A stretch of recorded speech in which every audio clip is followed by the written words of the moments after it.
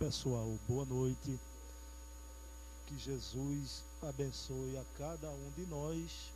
Boa noite à Casa dos Humildes, todos vocês presentes. E boa noite o nosso público internauta, o público que está acompanhando ao vivo pela primeira vez uma transmissão na fanpage da Associação Espírita Casa dos Humildes, a nossa querida Casa dos Humildes, não é? Então, como sempre fazemos aqui todas as sextas na Casa dos Humildes, é as sextas de estudo. Primeira sexta a gente tem a noite de estudos André Luiz. Segunda sexta, a noite de estudos Emmanuel. Terceira sexta do mês, a noite de estudos Allan Kardec. E na quarta sexta do mês, a noite de estudos Bezerra de Menezes. Quando tem a quinta sexta-feira, a gente estuda Herculano Pires, Leon Denis, Hermínio Miranda. Hoje, por ser a nossa primeira reunião, vamos trazer um estudo todo ele baseado nas obras básicas, nas obras complementares, os animais segundo o Espiritismo. Então, por isso que essa transmissão tem um formato novo. Vocês não estranhem aqueles 15 minutos que a gente dava uma parada no meio da reunião, porque só tem um microfone, não tem outro para manter a interação. Vai vir uma pessoa aqui hoje, onde a gente vai fazer uma entrevista, ok? Então vamos iniciar a nossa reunião elevando o pensamento a Deus. Agradecemos de coração repleto de alegria a Jesus, a espiritualidade amiga, a equipe do querido benfeitor Dr. Adolfo Bezerra de Menezes, por esse novo momento, esse novo ciclo que se abre da divulgação doutrinária das reuniões da Casa dos Humildes.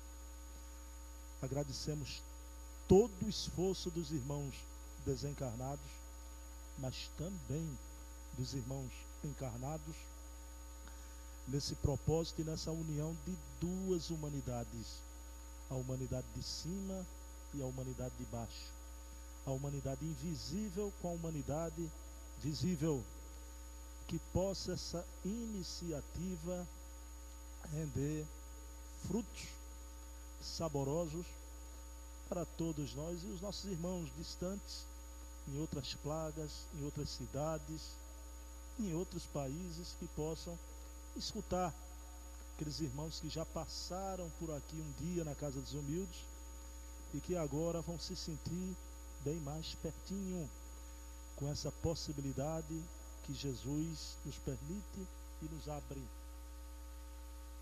Então, meus queridos irmãos, iniciamos a reunião de estudo da noite de hoje, rogando a Jesus que ela decorra num clima de equilíbrio, de harmonia e de muita paz.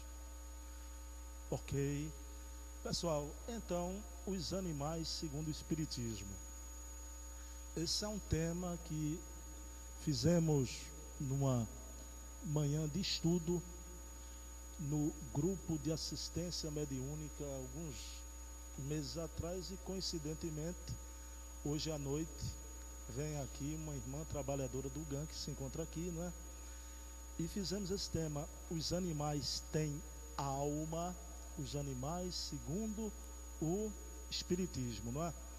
Sempre quando retratamos a história do Espiritismo, lembramos que da mesma forma que com Jesus há 2000 anos, Jesus nasceu naquela noite estrelada, lá, com o perfume das flores, com a brisa dos ventos e entre a amabilidade dos animais. Mas também a terceira revelação de Deus à humanidade, o Espiritismo, veio no dia 18 de abril de 1857, quando Kardec ia pelas ruas de Paris, vai até o Palais Royal, onde ia ser lançada a obra Livraria Denti, o livreiro, seu amigo já desencarnado.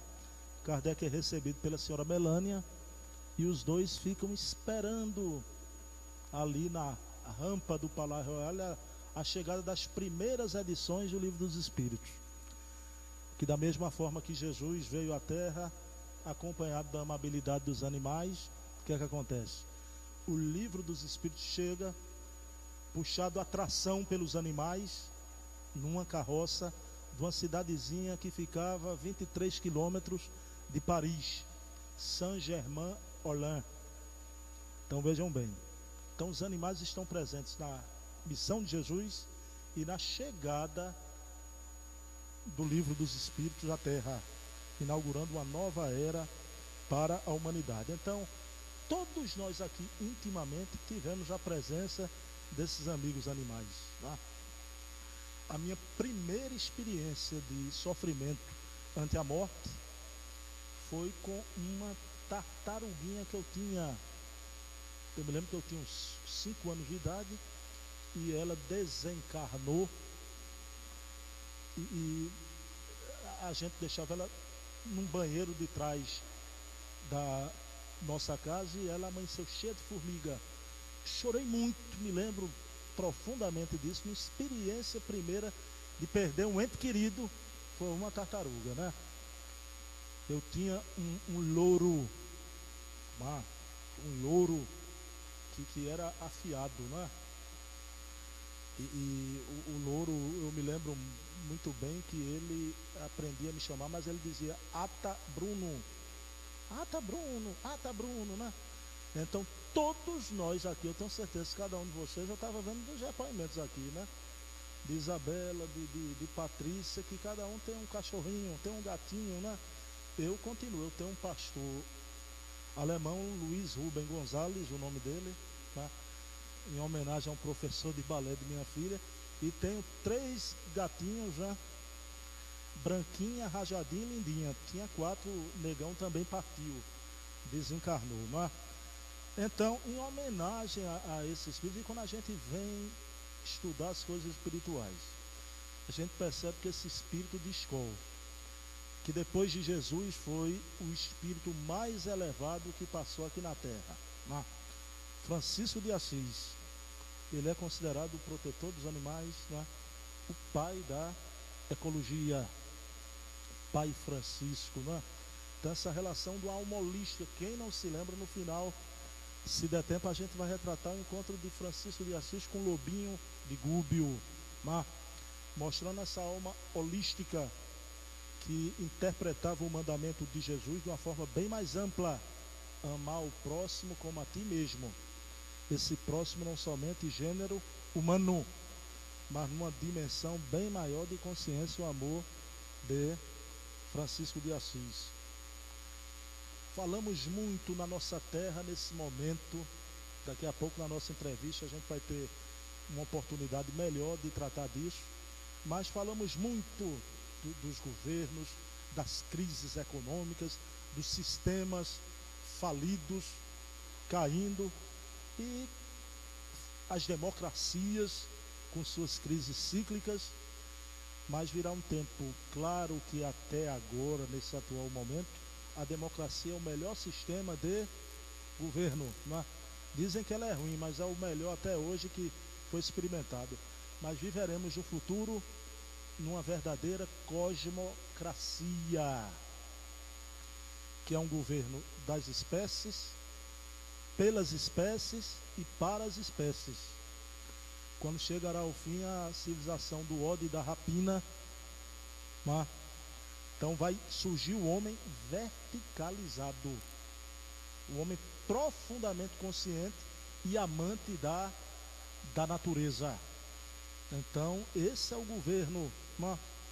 Onde os seres sencientes, terráqueos como nós, terão vez, também serão bem cuidados, como a gente vai ver tanto na base espírita hoje de Kardec, como nas obras complementares de André Luiz, de Emmanuel, como esses espíritos sempre apontam para o nosso respeito com os nossos irmãos numa escala de evolução diferente da nossa, num estágio ainda anterior.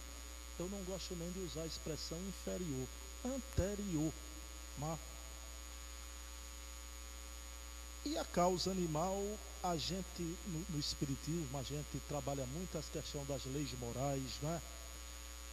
O evangelho, que a gente sabe, é um código moral excelente, mas a gente usa muito o código moral, apenas um código moral do conhecimento. Esse código moral tem que ser um código moral do sentimento. A gente precisa sentimentalizar nossa ética. Agora não é com palavras, é com atitudes. Não? É com atitudes constantes, permanentes, não é? Então, e aliás, o Espiritismo não é uma filosofia apenas do conhecimento. É uma filosofia do pensamento que se espraia no sentimento também. Tá? E aquele velho ditado: eu não acredito em ecologia da boca para fora. Acredito em ecologia da boca para dentro, que vem para o coração. Tá? Que vem para o coração. Então, pessoal, para começar, claro que as leituras serão pontuais, não serão leituras longas. Absolutamente, nessa nossa primeira transmissão pela fanpage da casa. Então, Kardec faz uma pergunta no Livro dos Espíritos, o livro base da nossa doutrina. Essa pergunta deu asa, cabo, para que no futuro Bozano publicasse sua obra-prima, Os Animais Têm Alma.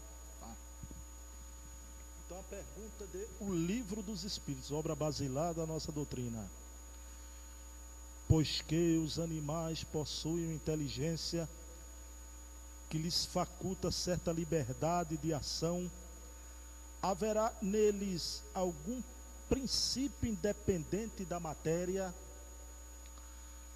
A resposta da Pleiade do Espírito de Verdade, ela é afirmativa, curta e sucinta, né?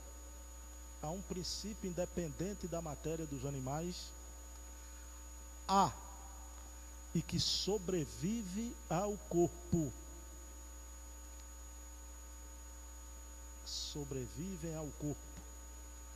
Os animais têm um princípio independente da matéria e que sobrevive à morte física. Será esse princípio uma alma semelhante à do homem? Veja a pergunta que Kardec vai responder em síntese. Veja uma pergunta, não é? Será esse princípio uma alma semelhante à do homem? É uma alma. É, porém, e aqui o termo, inferior à do homem. Há entre a alma dos animais e do homem distância equivalente a que medeia entre a alma do homem e Deus. Aí Kardec, na pergunta, coincidentemente a Casa dos Humildes, nesse mês de julho, está iniciando o estudo do Livro dos Espíritos, todas as terças, entrando nesse tema dos animais e o homem. Naquele capítulo que trata dos minerais, das plantas e dos animais. Os animais e o homem, não é? O mês inteiro. E Kardec pergunta, é o espírito, pergunta 24. Sinônimo de inteligência? Kardec não quer saber apenas se esse princípio sobrevive ao corpo. É sinônimo de inteligência? Olha a resposta. Claro, a inteligência é um atributo essencial do espírito. Um e outro, porém, se confundem num princípio comum, de sorte que para vós são a mesma coisa.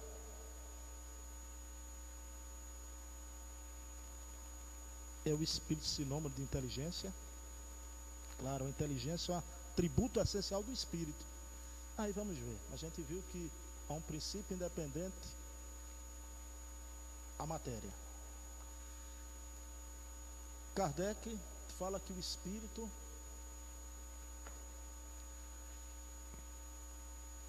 é sinônimo de inteligência. Mas aí Gabriel Delany vai fazer essa união nessa obra maravilhosa. Não fala apenas sobre animais, aqui é evolução anímica, que mostra a evolução nos 4 reinos, né? Que de forma poética, um dia, Leon Denis, o grande filósofo do espiritismo, ele narrou assim: a alma dorme na pedra, sonha na planta, acorda no animal e desperta no homem. Leon Denis mostra toda essa cadeia da viagem do psiquismo pelos 4 reinos.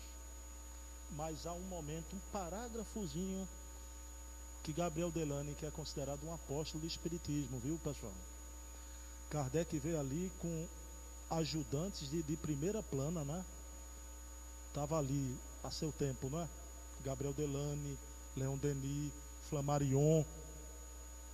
Gente, porque a gente costuma muito dizer, né? Kardec estava sozinho no trabalho da sistematizar, codificar toda a doutrina, sim. Mas Kardec tinha auxiliares ali poderosos que iam desdobrar, viveram aquele momento. Então, o nosso querido Gabriel Delany diz o seguinte: podemos estabelecer como princípio a impossibilidade de conhecer os fenômenos psíquicos ocorrentes no íntimo do indivíduo, por forma outra que não observando as manifestações exteriores de sua atividade. Aí ele vai entrar na questão dos animais. Vejam bem. Se ele executar atos inteligentes, esse indivíduo, se ele executar atos inteligentes, concluiremos que possui uma inteligência. Se tais atos forem da mesma índole do que observamos nos homens, deduziremos que essa inteligência é similar. Diz o nosso querido Gabriel Delany. É da alma humana, de vez que na criação somente a alma é dotada de inteligência, como a gente viu. Espírito é sinônimo de inteligência. Aí Gabriel Delany num fecho maravilhoso, né?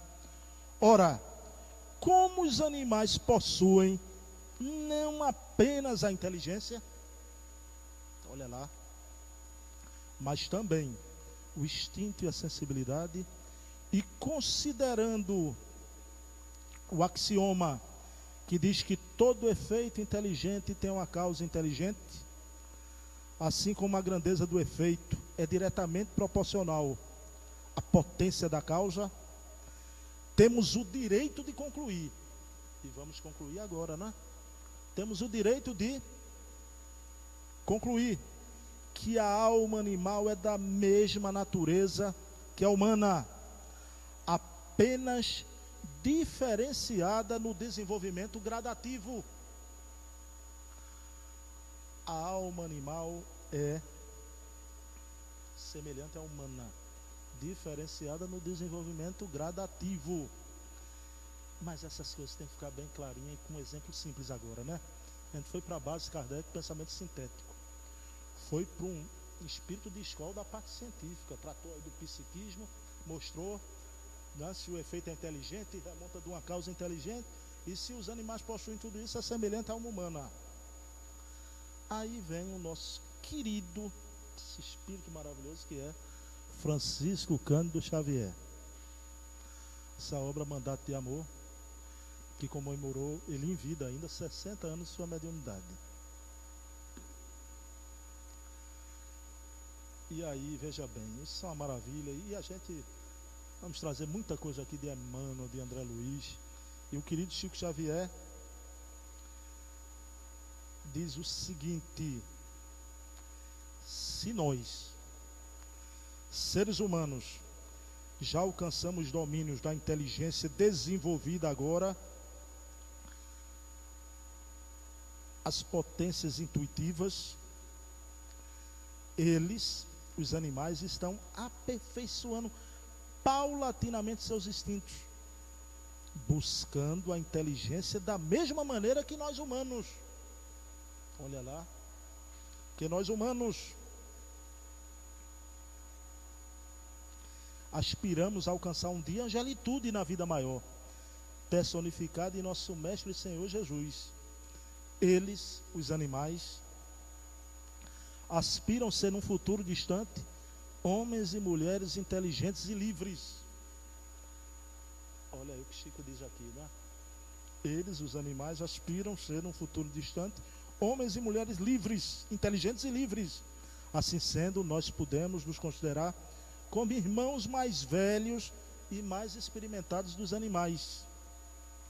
Deus outorgou aos homens a condição e proteção dos nossos irmãos mais novos, os animais. Os animais alcançarão um dia, o psiquismo ali vai alcançar a hominalidade.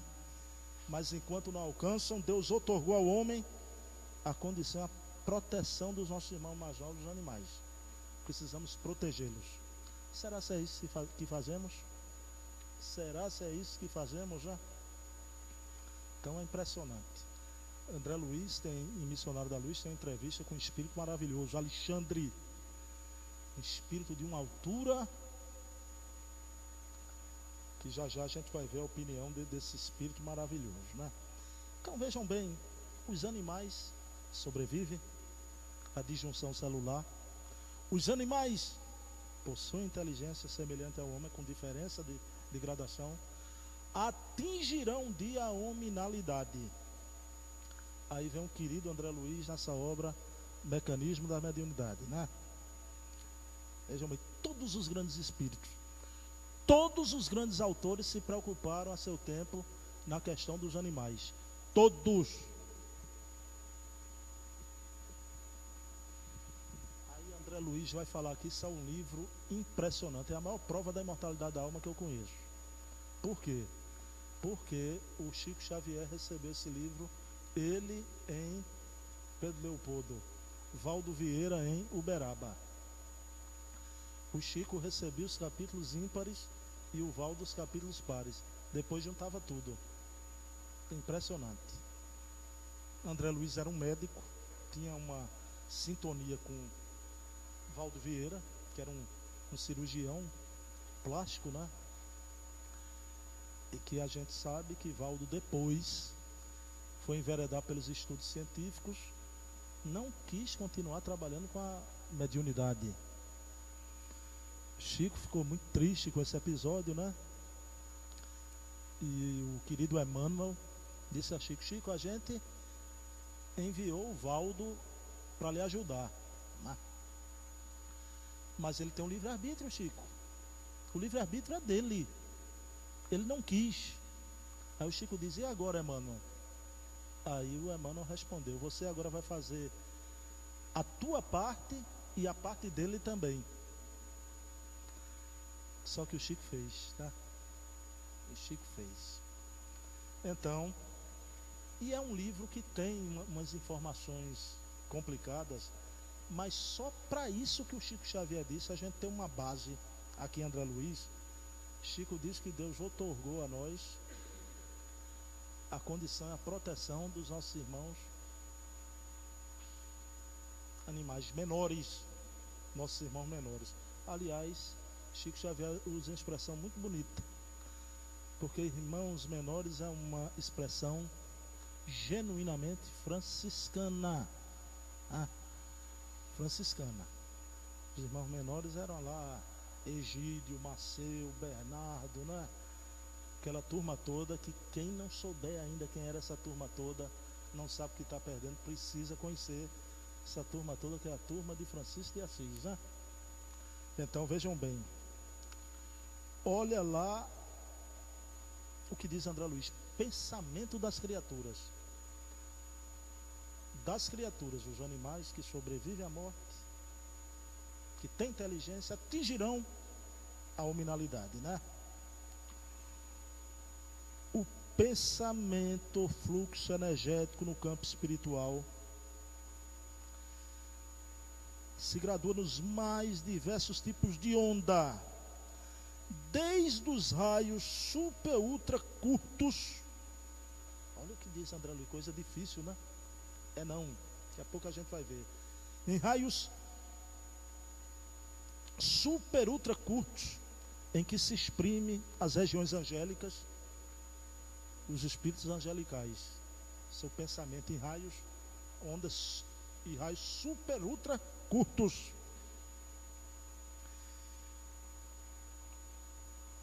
Através de processos ainda inacessíveis à nossa observação, passando pelas oscilações curtas, médias e longas, em que se exterioriza a mente humana, oscilações curtas, médias e longas, em que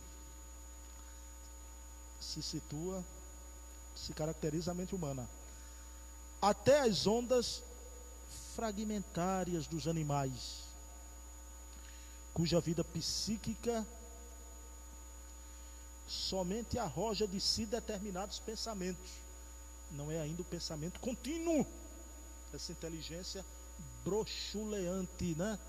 Não é ainda o pensamento contínuo, é fragmentário. Mas para encerrar a questão da proteção dos animais, veja bem, os seres angélicos, tipos de ondas, tá? Super curtas, os homens e os animais fragmentariamente. Olha o que diz André Luiz. Os espíritos aperfeiçoados que conhecemos, sob a designação de potências angélicas do amor divino, operam no micro e no macrocosmo em nome da sabedoria excelsa, formando condições adequadas e multiformes à expansão, sustentação e proteção da vida nas variadas esferas da natureza. São esses espíritos que protegem a vida, a natureza. A Terra não perde nunca, no momento de crise, a coesão social, por causa da aura desses espíritos maravilhosos, né? No encalço das aquisições celestiais. A mente dos homens, indiretamente controlada pelo comando superior. Outro dia eu estava conversando com um terapeuta e ele me disse, não, eu não vivo dentro de matriz. A gente vive, mas dentro de uma matriz divina do bem, necessária à nossa evolução. Tá? Somos coordenados por inteligências superiores, né? E boas, né? Então veja bem, a mente dos homens, indiretamente controlada pelo comando superior, interfere no acervo de recursos do planeta, em particular, aprimorando-lhe os recursos na direção do plano angélico. E a mente embrionária dos animais, olha lá, pela direção humana, é influenciada. A mente dos animais pela direção humana. Hierarquiza-se em serviço nas regiões inferiores da Terra, no rumo das conquistas da humanidade. No rumo das conquistas da humanidade.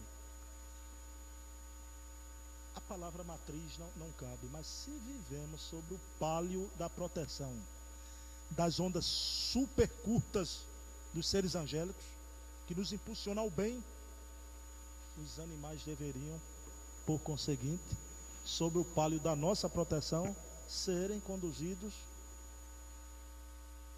e tratados, né, com bondade.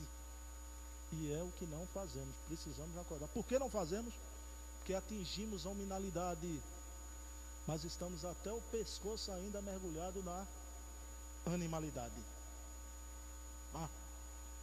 Mergulhado na animalidade ainda.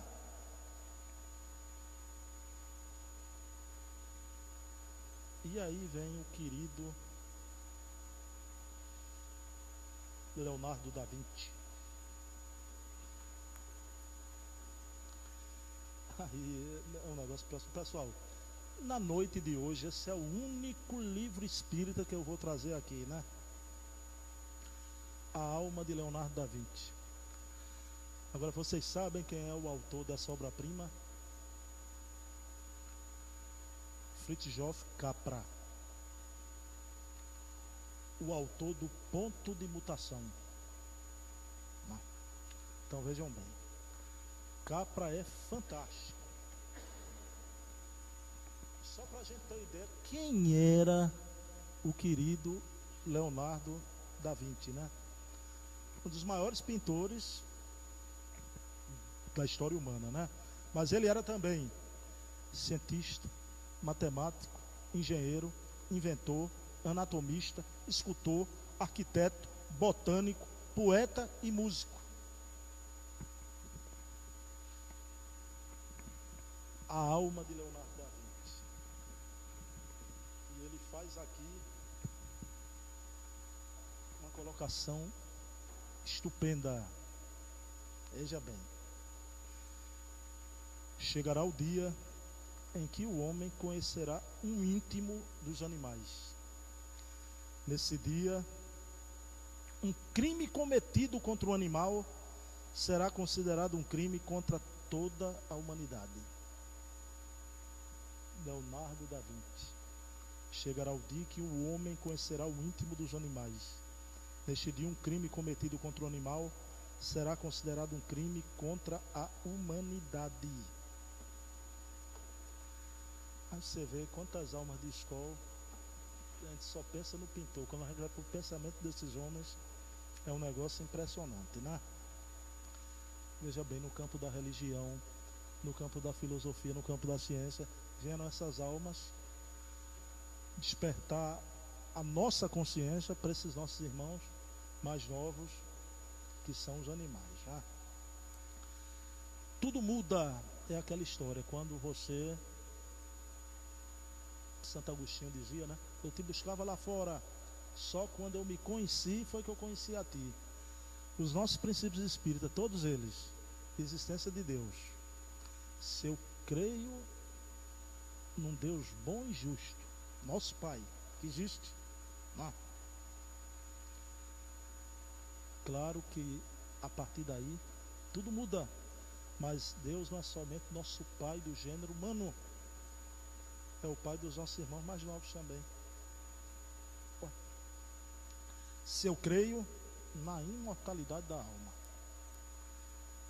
só a gente pensa muito, desde as experiências de Crookes, das experiências de materializações, houve sessões que se materializavam espíritos até de macacos. Vejam bem, dos grandes pesquisadores através do tempo. Então, isso é comprovado também da mesma forma que a imortalidade humana foi comprovada, a imortalidade animal também. O nosso querido André Luiz, ele cita a existência de animais no plano espiritual. Não confundir com aquelas formações nos umbrais, verdadeiros monstros, né? Aquelas formações teratológicas monstruosas, que aquilo ali dá plastia de mentes em desalinho, desequilibrado, que criam aquilo. Mas os animais existem. Na segunda parte a gente vai ver as experiências de Chico Xavier com seus cachorrinhos, né? Depois de desencarnados, a gente vai ver daqui a pouco. Então, os animais são nossos irmãos. Se você acredita na comunicabilidade dos espíritos, né? Há um caso de comunicabilidade, a gente vai ver daqui a pouquinho aqui, né? Chico Xavier dizia: a saudade é uma dor que dói nos dois planos da vida, né? Chico ficava mal. O Chico ficava com banzo quando perdeu Lorde, perdeu todos os cachorrinhos que ele perdia, né? Até que um dia ele, choroso porque boneca tinha desencarnado, e ele um dia sentado, saudoso, como começou a sentir alguém alisando seus braços, seu peito, e começaram a lamber, mas ele não via nada. Aí de repente, quando ele apurou, era o espírito de boneca. Veja bem, daqui a pouco, quando eu entrar em reencarnação do animal, a gente vai contar outro episódio de Chico Xavier.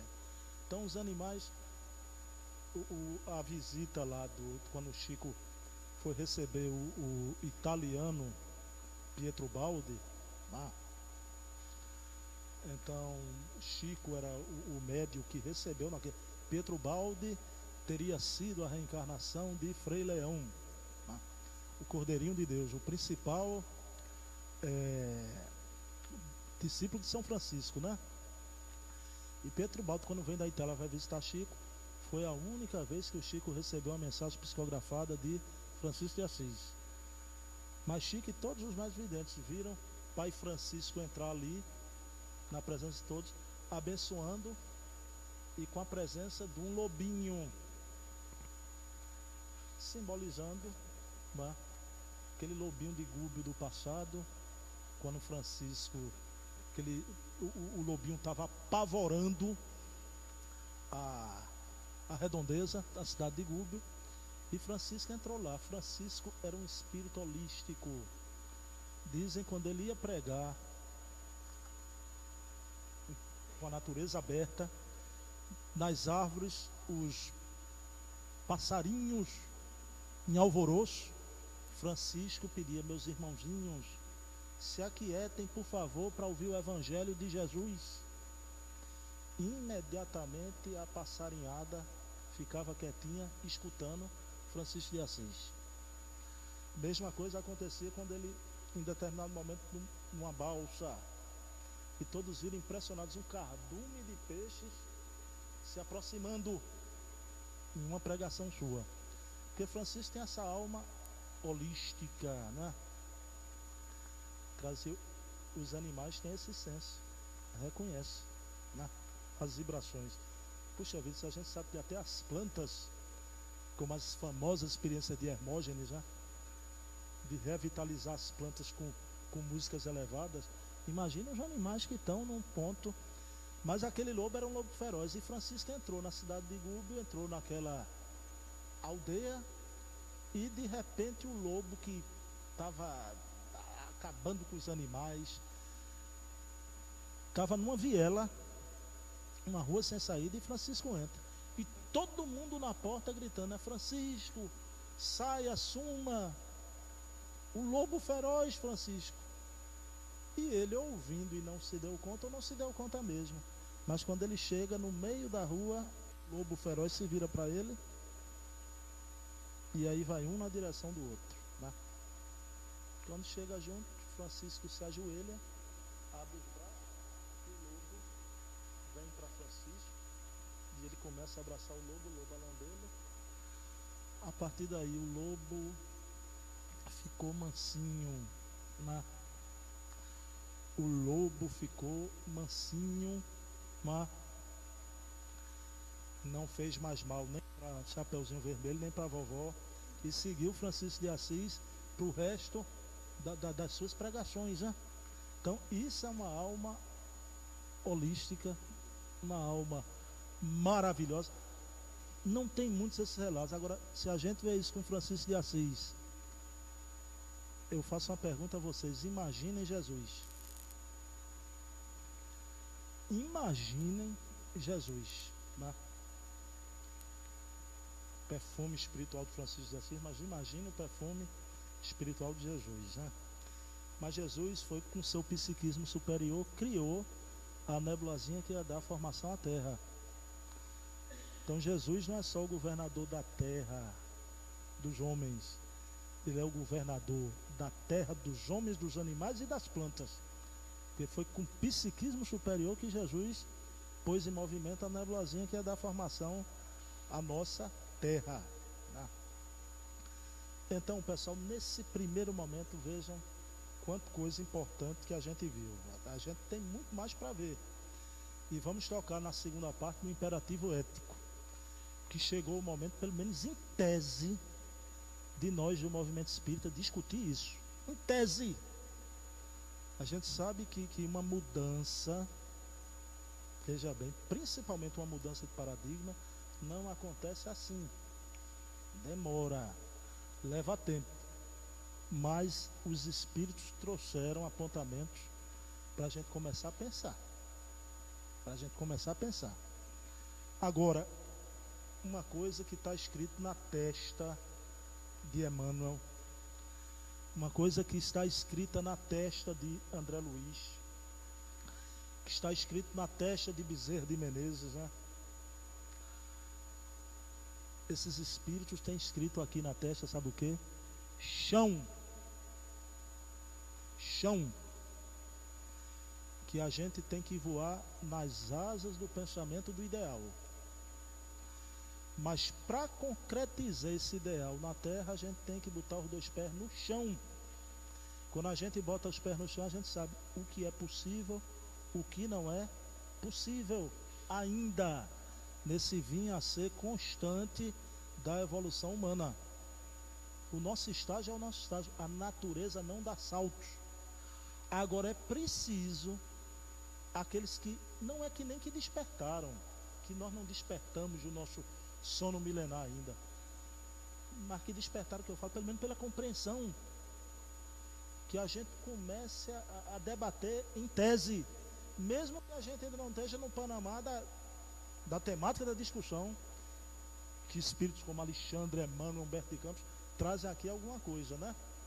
Então, em tese, a gente precisa discutir isso, porque vivemos um verdadeiro holocausto.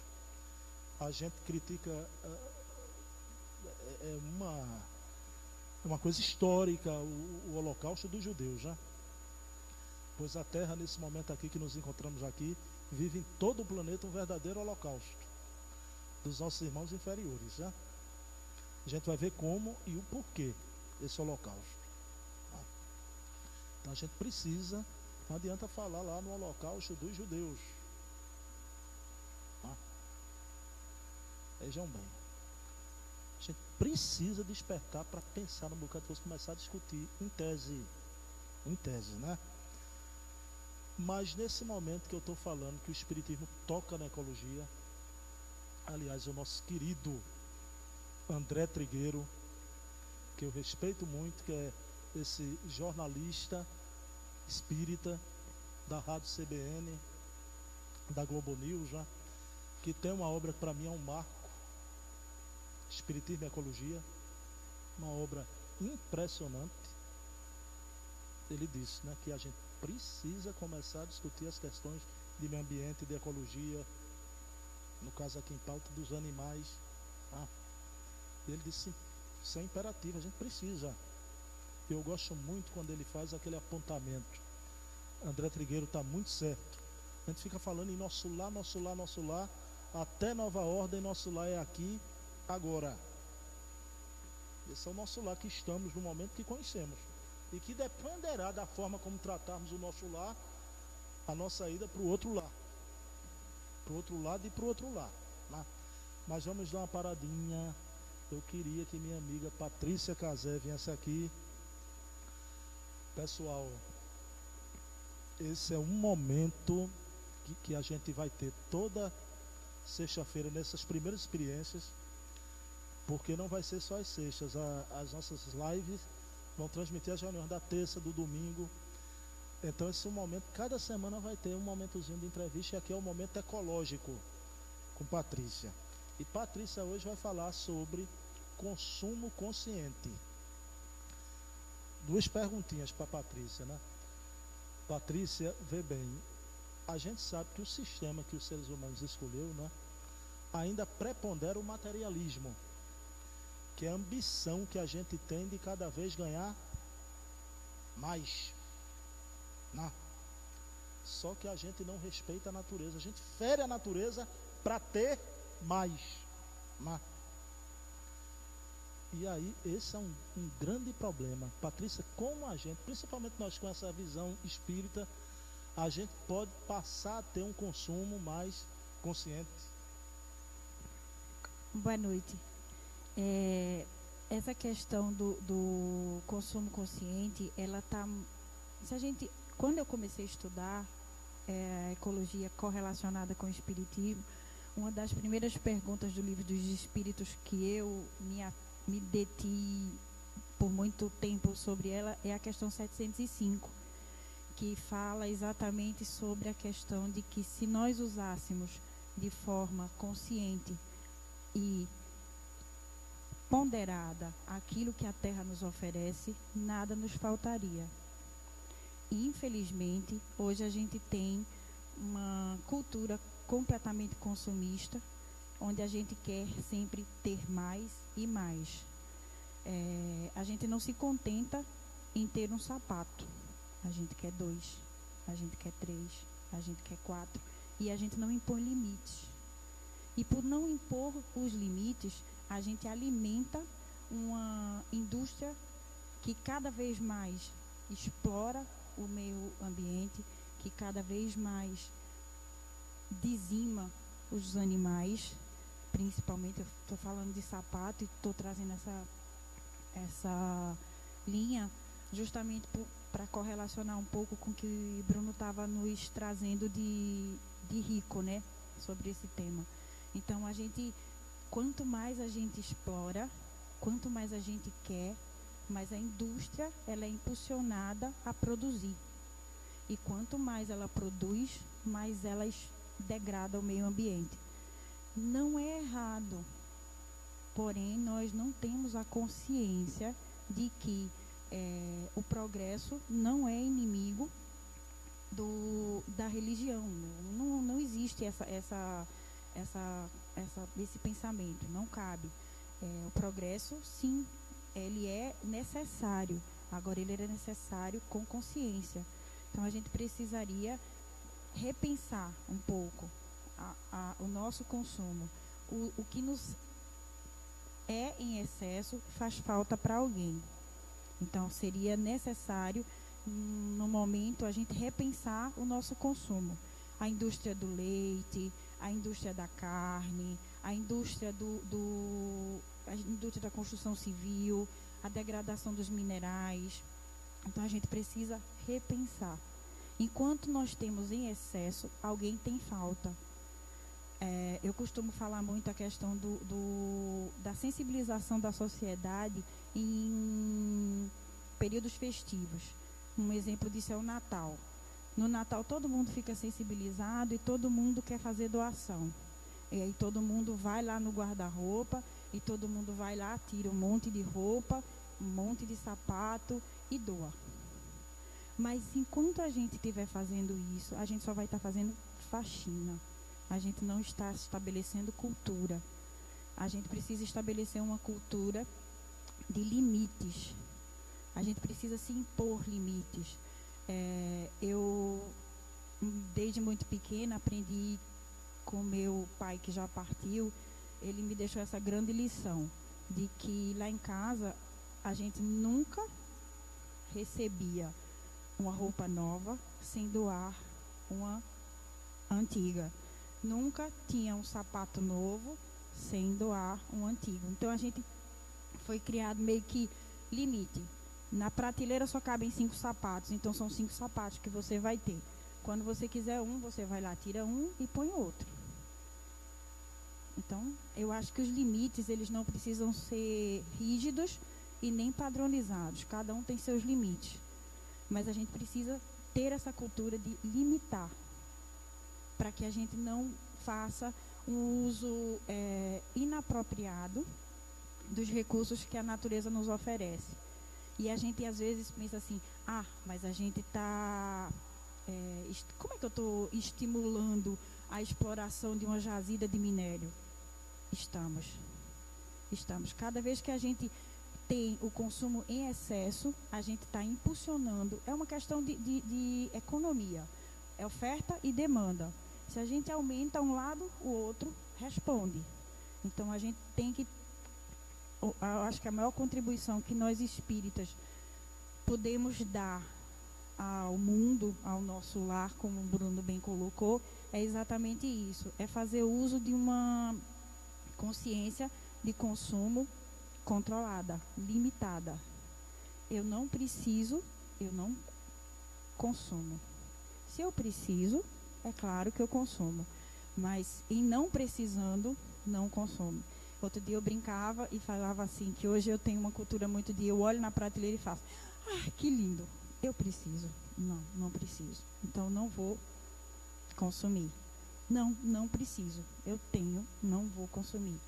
Não é pouco isso que a gente faz, é muito. Às vezes as pessoas têm uma cultura de que, mas é tão pouco que eu faço. Mas é muito, não é pouco. A forma como a gente repassa isso para as próximas gerações também é fundamental. Na evangelização, a gente traz muito esse tema para eles, para que eles comecem a pensar. A indústria do consumo deles é muito voltada para marcas, hoje impulsionado muito forte o consumo de marcas e de eletrônicos. Aí, eletrônicos, extração de minérios. A gente não tem como dissociar, gente. É só a gente fazer uma correlação. De onde vem o que eu estou consumindo? Com certeza a gente vai ver a origem está no meio ambiente, sempre. Então a gente precisa dar uma repensada nisso e ao mesmo tempo que somos seres inteligentes e partícipes do progresso, precisamos pensar em soluções alternativas, em soluções de reciclagem, em soluções de recuperação da natureza, certo? Hoje eu estava, até antes de vir para cá, discutindo um pouco sobre a questão dos ataques dos tubarões. E a pessoa estava meio assim, eu matava todos. Eu falei, não, por que matar o tubarão? Eu até brinquei na hora e falei, você tem guelras? Você respira sob a água? Não, então o seu habitat não é esse. Não é esse, o seu habitat é esse. Você invadiu o espaço do outro. O outro não lhe ataca porque está com fome. Se bem que a gente sabe que tem um impacto ambiental lá causado por nós. A migração dos tubarões para a Piedade e Boa Viagem se deu pela alteração das correntes marítimas por conta de swap. Isso é notório. Isso é notório. E a gente sabe também que o papel da mídia nesse momento seria fundamental. E eu fico muito triste quando eu vejo que as entrevistas relacionadas a isso são apenas sensacionalistas. Elas só querem mostrar a dor da família, mais um ataque, mais isso. Mas cadê o papel da imprensa nesse momento em cobrar do governo as ações que foram interrompidas? Os estudos que estavam sendo feitos pararam, cessaram. A Universidade Federal Rural, ela recebia verba do governo para fazer os estudos do que tinha levado os tubarões a fazerem essa migração para lá. Eles não atacam por fome, eles atacam porque eles estão achando que ali é o habitat deles. E eles veem algo se movendo e eles revidam, achando que vão ser atacados. Eles não são inimigos do homem, não são. Eles apenas estão nos mostrando o quanto cruéis nós fomos com eles. A gente tirou eles do lugar deles. Então é difícil. A gente precisa começar a fazer aquilo que a consciência espírita e a que a reforma íntima nos fala constantemente. Se ponha no lugar do outro. Não aponte o defeito do outro quando você tem. E esse outro não é só o ser humano. Ele é um animal também. Então, o que a gente está fazendo com ele? Um cachorro, ele não morde você porque ele simplesmente deliberou e quer morder você. Ele morde para se defender. Alguma coisa ele se sente ameaçado e ele revida. Ele não tem o discernimento que nós temos. E assim, a gente precisa realmente repensar. Estou dizendo a ela, tem outra perguntinha.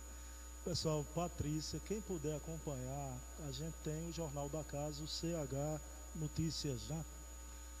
E Patrícia inaugurou uma coluna que eu vou dizer uma coisa é simples, não é nada, nem enaltecer, nem nada, é a realidade, né? que é pioneiro. Eu não conheço nenhum jornal espírita aqui na terrinha, que tem um espaço para ecologia. Patrícia inaugurou uma colunazinha lá fantástica. Aliás, essa conversa da gente aqui está sendo baseada em uma dessas colunas, né? Ecoconsciência.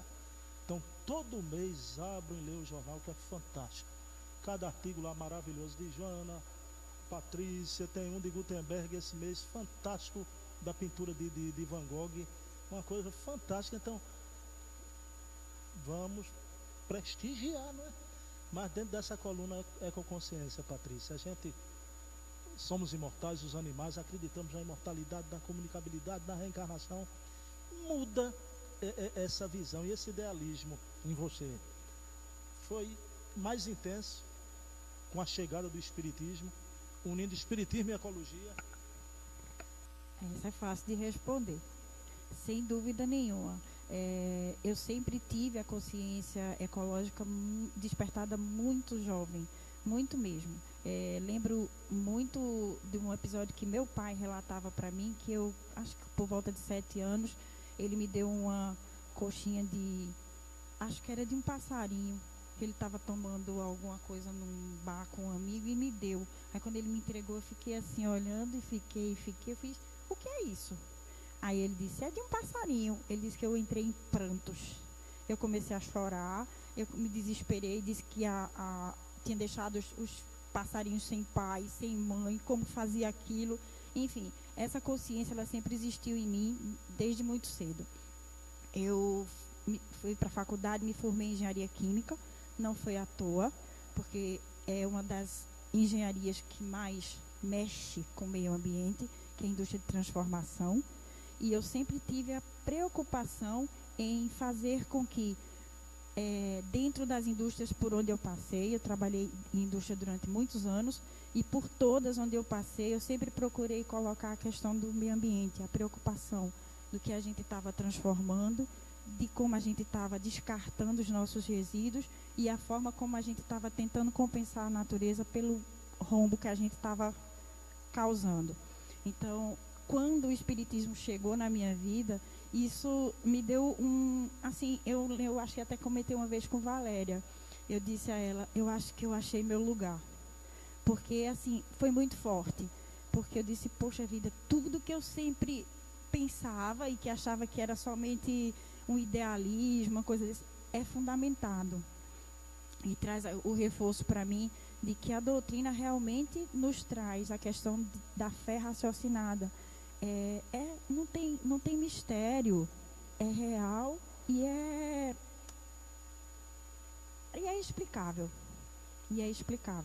Então, para mim, essas questões de ecologia ficaram assim extremamente fundamentadas com a chegada do Espiritismo na minha vida.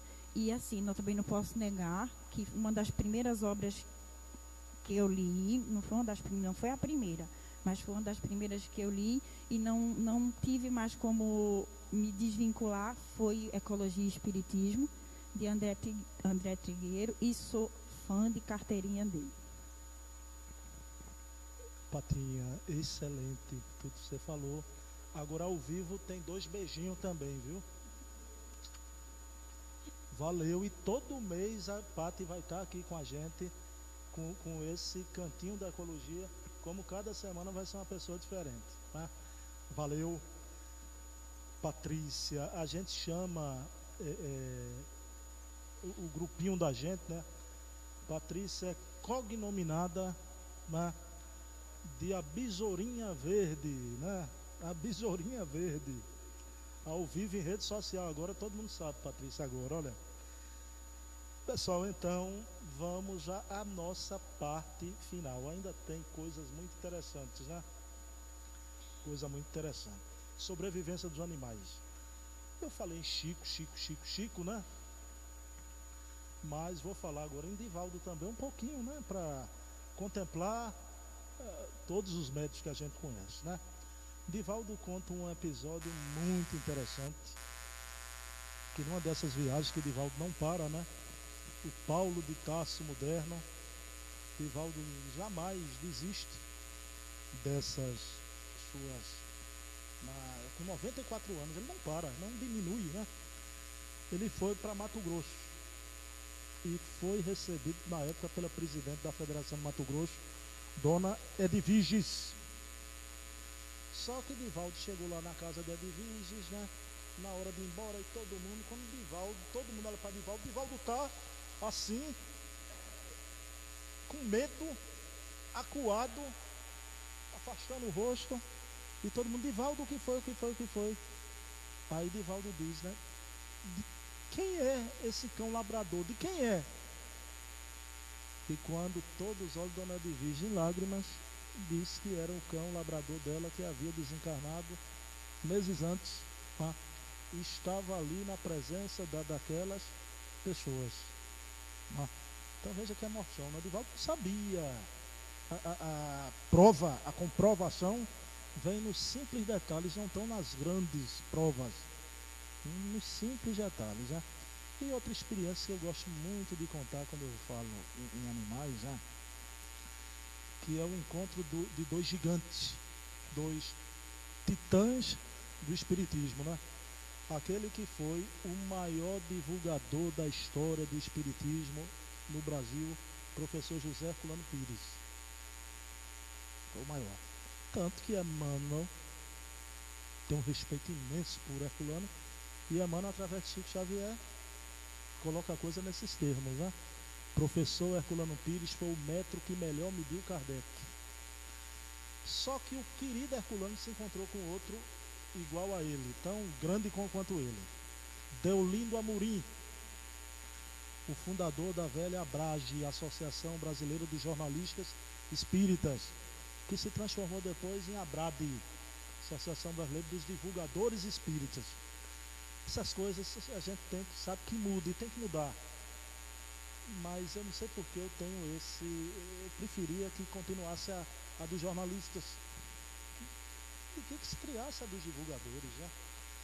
Então Diolindo estava, o Herculano foi na casa de Diolindo Amorim, e a conversa, vocês imaginem, né? Porque o conversa de espírita engoliu uma vitrola, né? A gente vê as nossas conversas aqui, né? Quando a gente começa a conversar, não para. Imagina Herculano e Diolindo. Conversa ia, mas chegou o momento que Diolindo, médium, viu que os espíritos apareceram no portão para chamá-los para ir à reunião. Só que antes que Diolindo falasse com Herculano, o cachorro de Diolindo olhou para o portão. Kardec explica isso em um livro dos médiuns, quando Kardec diz que certas encruzilhadas os cavalos empinam e não passam ali, porque sentem a presença dos espíritos. Herculano viu que o cachorro do Diolindo notou a presença dos espíritos, começou a latir para o portão. E Herculano ficou impressionado, né? E Diolindo Amorim disse, o Herculano, vamos nos apressar que os espíritos, a reunião já vem a termo, a gente precisa, já vai se iniciar, a gente precisa ir andando. Aí Herculano, como era muito bem humorado, e isso eu acho fantástico, Herculano, porque, pessoal, saúde psicológica, quem tem saúde psicológica tem um perfeito equilíbrio entre a seriedade e o bom humor. Somente isso, né? Isso é sinal de saúde psicológica. Então, Herculano não era como muita gente pensa, o homem da pureza doutrinária, que era sisudo, taciturno. Herculano era muito brincalhão. E Herculano, quando viu o cachorro, disse, mas Diolindo, pelo amor de Deus, Diolindo, o teu cachorro viu os espíritos. Aí Diolindo disse, ah, sim, você notou? Aí o Herculano disse para Diolindo, Diolindo, eu nessa vida já vi muito médium cachorro, mas cachorro médium é a primeira vez que eu vejo, né? Aí Diolindo deu aquela gargalhada e saíram juntos para a reunião, tá? Então, Dona Edviges, o cão desencarnado, né? Diolindo e Herculano, o cão médio, se bem que médio aí com todas as aspas, porque sabemos que o perispírito, o contato perispírito, uma psicofonia impossível, né? A gente está falando naquela questão da frequência visual que os animais captam, que o olho humano não capta, né? Mas vamos lá. Não vou ler. Só para mostrar para vocês. Esse livro notável de Leon Denis, filósofo do Espiritismo. O Mundo Invisível e a Guerra. Vejam bem. O que é que acontece? Na guerra de 1445. Na guerra de 1445. 10.000 cães foram mobilizados pelas forças em conflitos. 10.000 cães. Desses 10.000 cães, de todas essas nações, dezenas foram condecorados por atos de bravura, coragem e abnegação. Nas guerras de 1445, veja bem, 10.000 cães mobilizados. E dezenas de cães foram condecorados por atos de bravura, coragem e abnegação, que só os animais os têm. Os têm. E aí vem o querido Ernesto Bozano. Ernesto Bozano, esse que é o maior escritor espírita de todos os tempos. Maior como? Ninguém nunca escreveu tanto em quantidade, embora que a qualidade é muito boa, em quantidade como Ernesto Bozano. Ninguém. Não estou falando a psicografia de Chico, é a psicografia. Ele é autor, ele mesmo, né? Por isso que chamam o professor Hermínio Corrêa de Miranda, que foi aqui no Brasil quem escreveu mais obras, do Ernesto Bozano do Brasil, o Hermínio Miranda, né?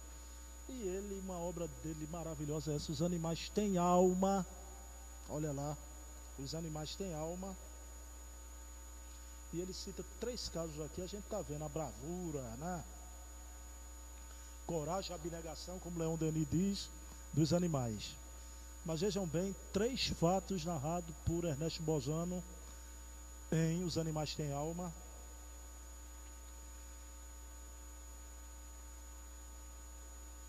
Ele cita um caso de um estranho afeto de um célebre cavalo de corrida que se tomou de tal afeição por uma cabra que não podia separar-se dela, a qual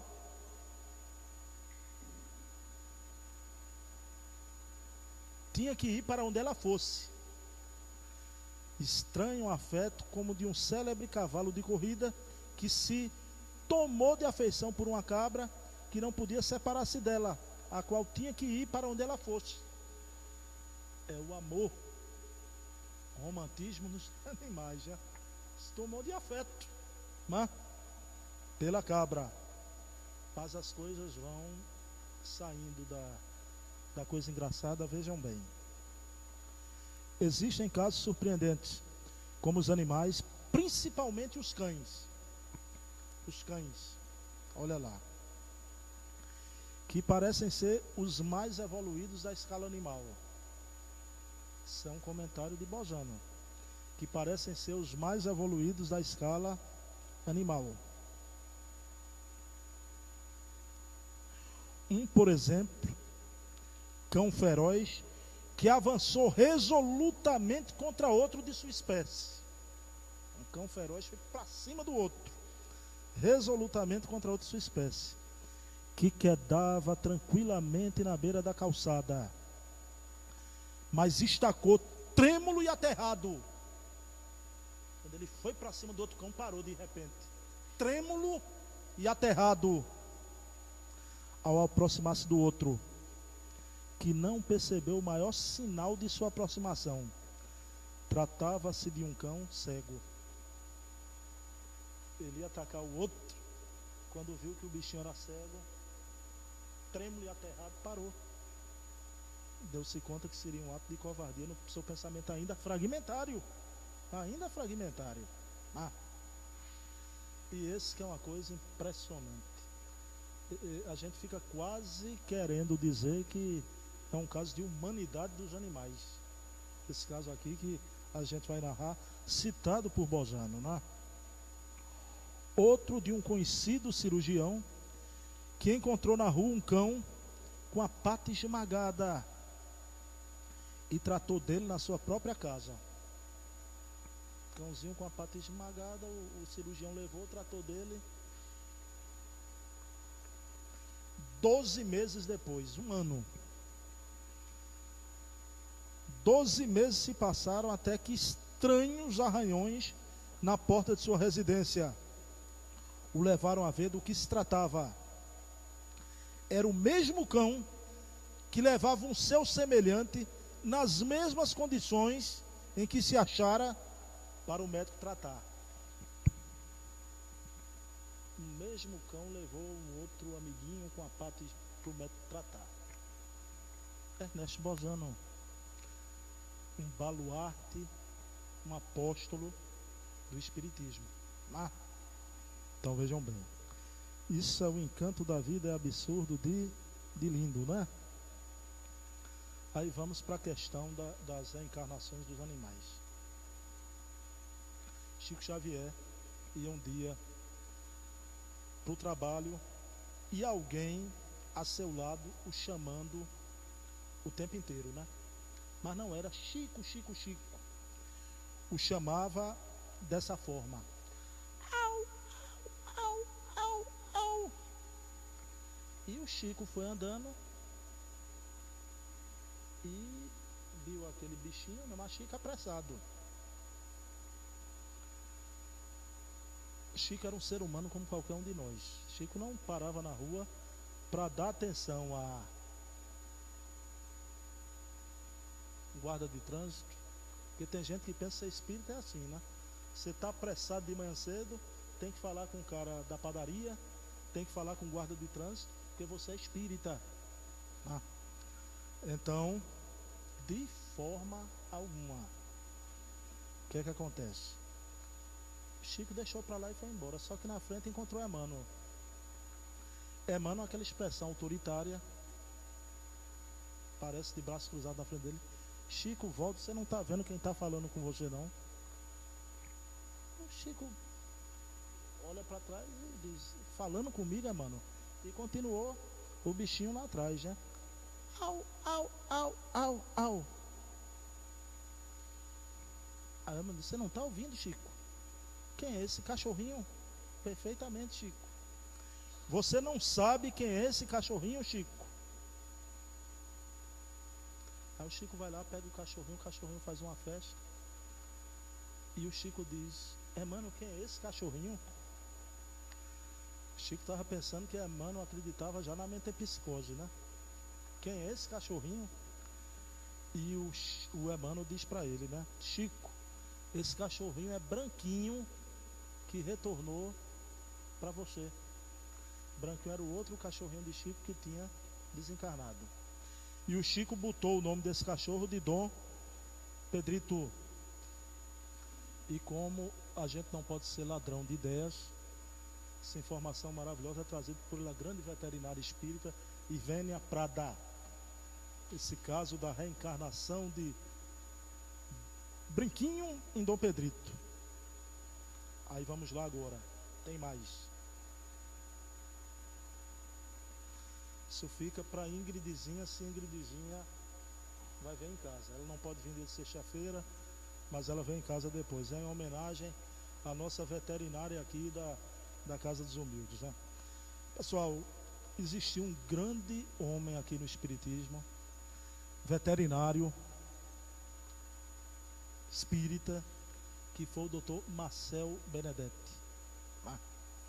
Esse homem é impressionante. O trabalho que Marcel Benedetti fez, ninguém faz. Ninguém fez. E ele viveu muito pouco. Desencarnou de um câncer aos 44 anos de idade, há poucos anos atrás. 44 anos, a mesma idade que Francisco de Assis desencarnou. O Dr. Marcel Benedetti, ele não é uma obra acadêmica, não é isso. Mas o esforço dele de trazer casos comprovados de tudo isso que a gente está falando da natureza espiritual dos animais é uma coisa maravilhosa. O Dr. Marcel Benedetti foi o criador da ASEAMA, Associação Espírita dos Amigos dos Animais, onde muitos veterinários se reúnem.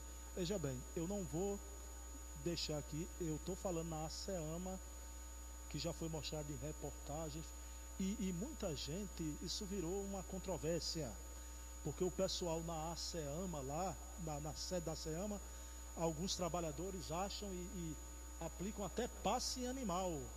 Aí o movimento espírita, como sempre, isso gerou uma polêmica muito grande. Eu não estou tratando dessas coisas.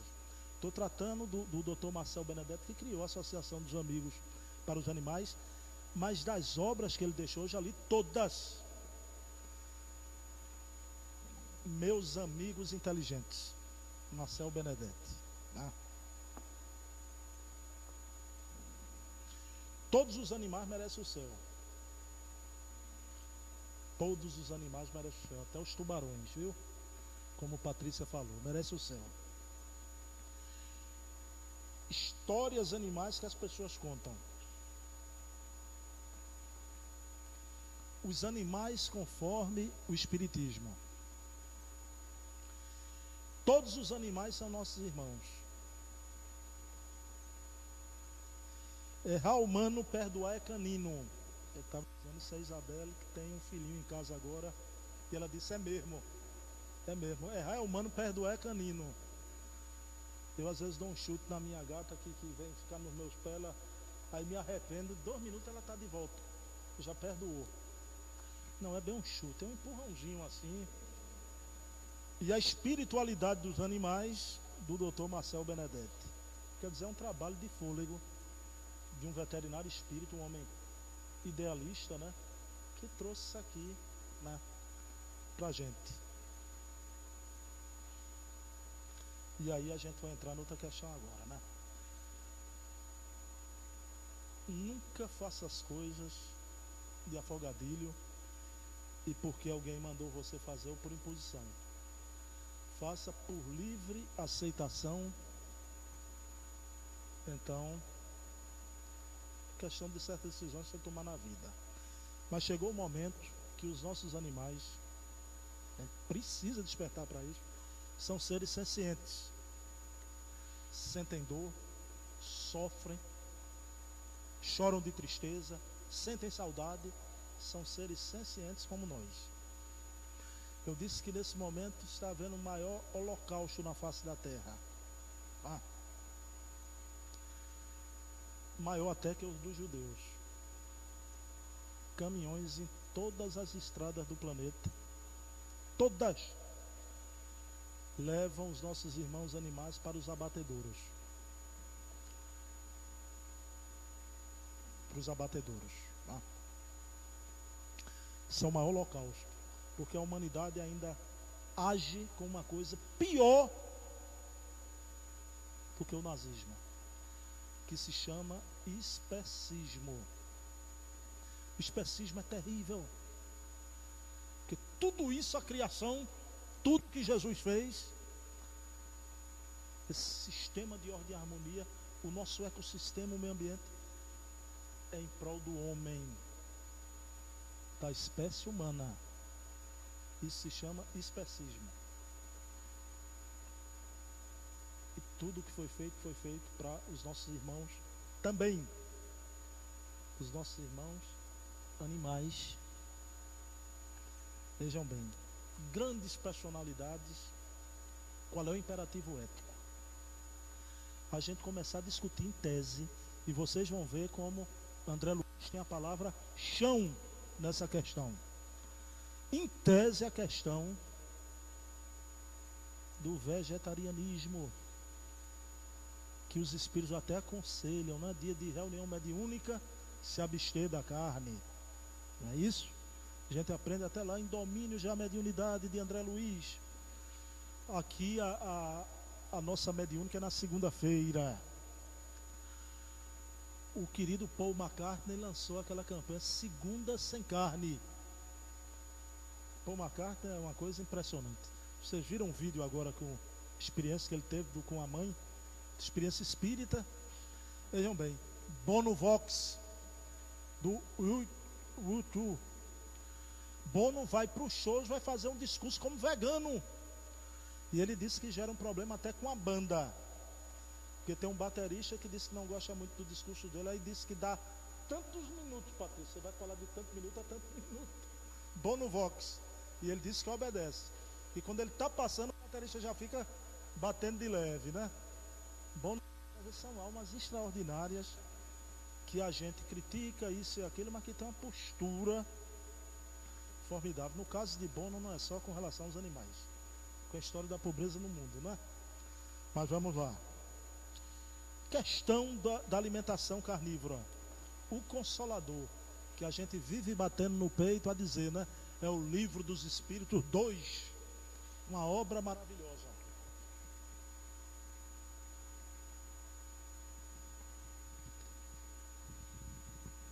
Vejam o que diz Emmanuel quando perguntado: é um erro alimentar-se o homem com a carne dos animais? Pergunta 129, vocês anotem aí. 129. É um erro alimentar-se o homem com a carne dos animais? Resposta de Emmanuel: ipsis literis. Bem ao pé da letra. A ingestão das vísceras dos animais é um erro de enormes consequências, do qual derivam numerosos vícios da nutrição humana.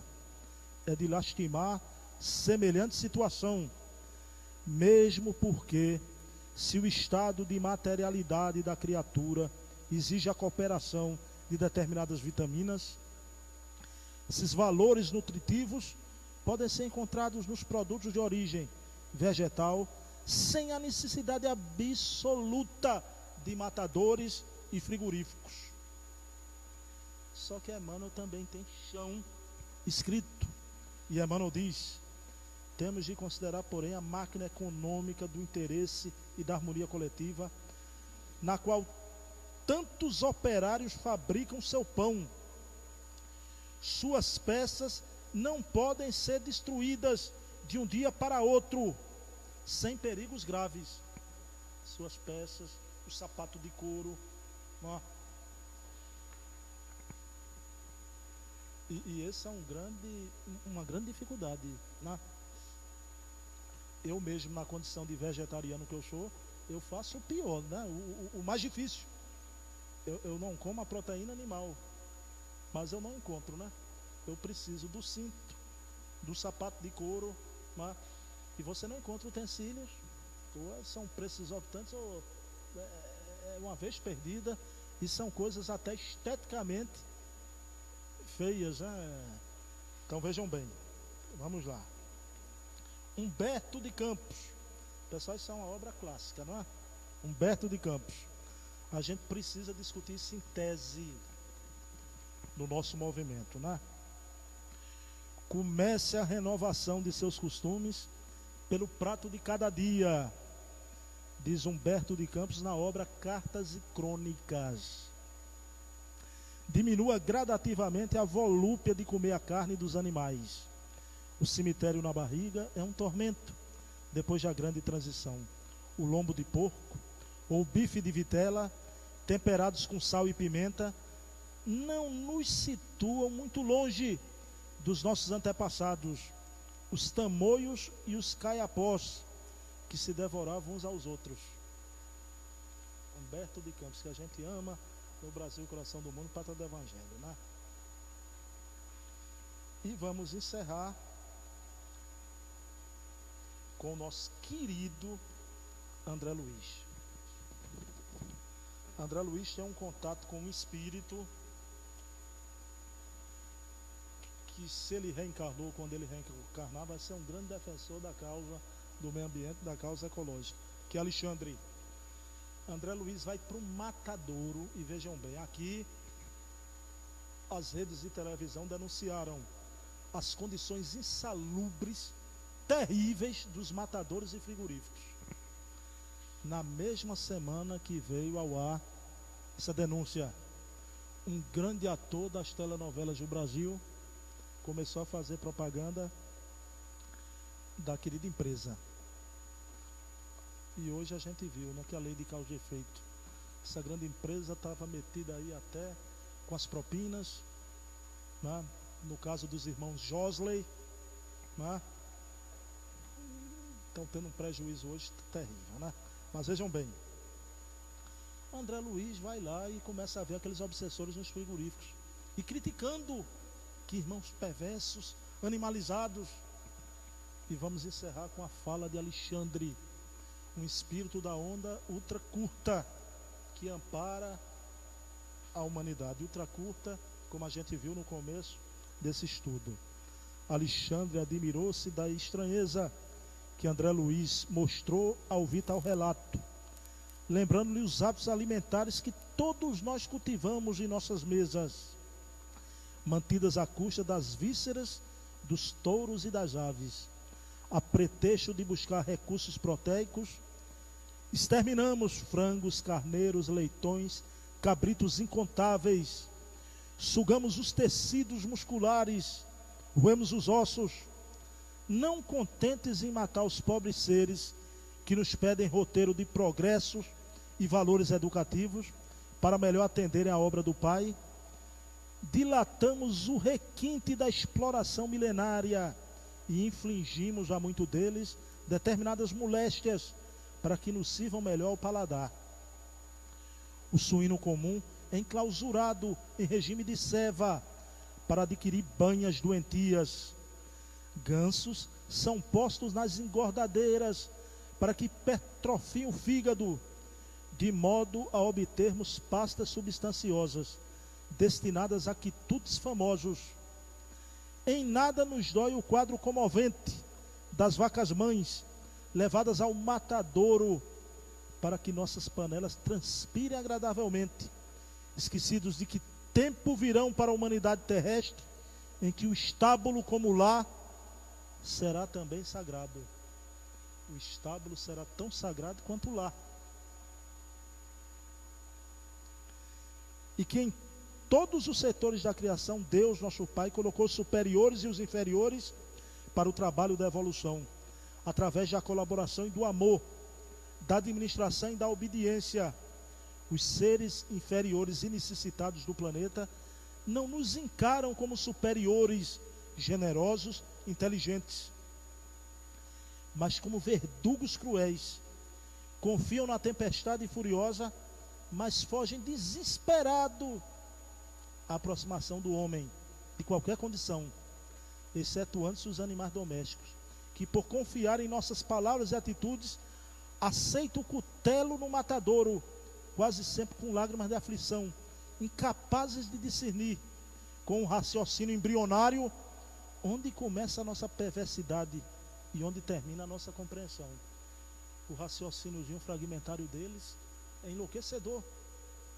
Aí amamos o nosso cachorrinho, amamos as nossas gatinhas, amamos juntos, não amamos os outros. Há alguma coisa errada nessa humanidade ainda. Mas André Luiz também, como Emmanuel, tem chão. A solução desses abusos para com a natureza virá com o tempo. Abandonado as faixas do nosso primitivismo, devemos acordar a própria consciência. Se não podemos renovar os sistemas econômicos dos povos, nem substituir os hábitos viciosos da alimentação imprópria, de modo repentino, não podemos. De modo repentino, cabe-nos prosseguir no trabalho educativo, acordando os companheiros encarnados mais experientes e esclarecidos. O que Patrícia falou, uma cultura ecológica, ambiental, uma cultura que se volta também para os animais. Claro, todos os dois espíritos disseram isso. Dois espíritos de escola, Emmanuel e André Luiz. Não será da noite para o dia. Mas como é que numa casa dessa, se o estábulo será tão sagrado quanto o lar, que dizermos do centro espírita que o nosso lar deve ser um posto avançado do centro espírita, onde a gente não possa discutir em tese sobre tudo isso que discutimos aqui, né? Então, os nossos animais têm alma, né? Os nossos animais reencarnam, percebem os espíritos, que são seres sencientes. Então acabemos com o nosso especismo. Acabemos, despertemos quanto antes. Olha a campanha do querido Vitor.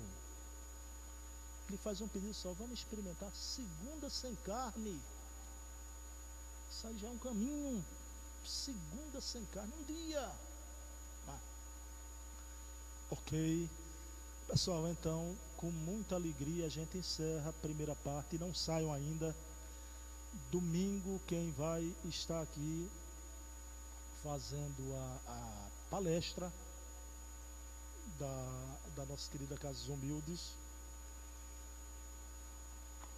será o nosso irmão Berg Baraúna, do Núcleo Espírita Bittencourt Sampaio. E nesse mês de julho inteiro, até no dia 15 de julho, final da Copa, mesmo se o Brasil chegar à final, a gente vai estar aqui com o palestrante Emanuel Silvestre, e Patrícia Cazé vai estar dirigindo aqui. Vocês acreditam? Mesmo se o Brasil chegar à final, né? Ela mesmo se dispôs, né? Pessoal, então, que esse primeiro salto seja um salto que não voltemos atrás, seja um caminho sem volta. Quando a gente criou o blog há mais de 10 anos, 15 anos, eu me lembro quando eu tive uma conversa com o Silvério fez um comentário no blog, que você hoje repetiu aqui, né? Bruno, isso é um caminho sem volta. Silvério hoje disse aqui, quando viu, vocês vão gravar, isso é um caminho sem volta, tá? Nosso querido Silvério Pessoa, menestrel, músico pernambucano, espírita, que se encontra aqui, né? Então, que seja um caminho sem volta, né? Essa importância que isso tem não é para a casa dos humildes. Claro que é para a casa dos humildes, né? Mas não estamos servindo a casa. A gente está servindo a causa. E não é a nossa causa, é a causa do Cristo. E que possamos divulgar essa doutrina de luz cada vez mais. Porque João, evangelista, aquele que foi Daniel, da cova dos leões, que paralisou, foi João Evangelista e voltou como Francisco de Assis. Ele dizia no seu quarto evangelho, o evangelho filosófico, né? No final dos tempos, a palavra de Deus descerá das alturas, trocando em miúdo, descerá pelos telhados das casas, pelos satélites, como está aqui acontecendo, e acontece no Brasil inteiro isso hoje, né? Nós estamos dando espaço agora, né? Pessoal, quem for da paz, por favor. Então vamos encerrar a nossa reunião elevando o pensamento a Deus e agradecer por esse momento luminoso, momento que todos nós aqui, trabalhadores da Casas Humildes, estamos felizes, emocionados e agradecendo a espiritualidade superior por permitir esse passo que essa casa está dando na sua forma de fazer a caridade também, que é a divulgação da doutrina espírita. Como diz o Espírito Emmanuel, há uma forma permanente de caridade para com o Espiritismo, que é a sua própria divulgação. Então possamos juntos levar a palavra, mas também trabalharmos a nossa reforma íntima, matar o homem velho que ainda vige em nós, a animalidade ainda tão acesa em nossos corações, mas já há vontade de despertar o homem novo, o homem verticalizado, mais consciente e amante da natureza. Então, obrigado ao Dr. Bezerra de Menezes pela Casa dos Humildes, e obrigado, Jesus, por estarmos aqui nesse casarão universal chamado Terra, o nosso lar. Então, paz e bem, que Jesus amanheça em nossos corações. Muita paz.